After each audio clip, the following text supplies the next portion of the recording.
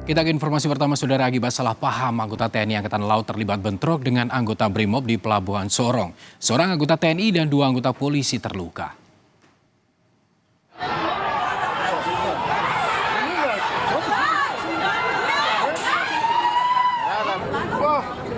Masa marinir dengan...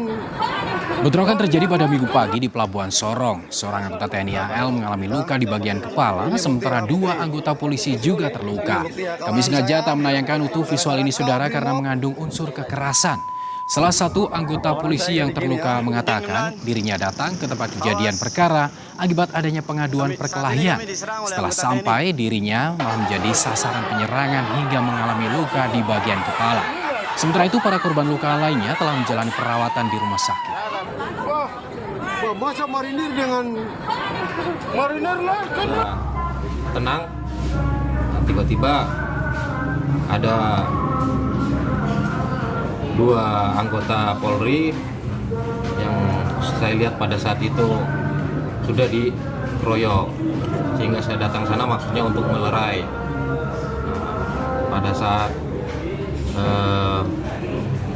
setelah dilerai, ada salah satu oknum yang memukul dengan helm.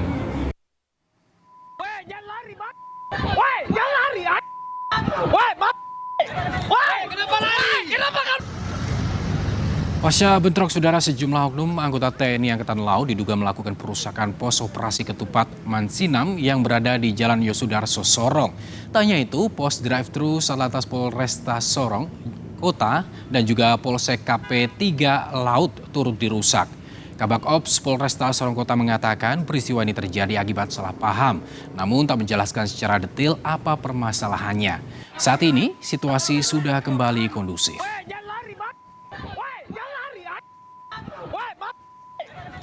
Yang dirusak 2 pos pengamanan ketupat, terus 1 pos lantas, terus yang dilempar Polsek KP 3 Laut. Sama Polsek Kota ya? Polsek Kota tidak. Ini berapa apa sih terluka, Komden? Kesalahpahaman saja antara anggota yang berjaga di Pomal dengan anggota BRIMOB.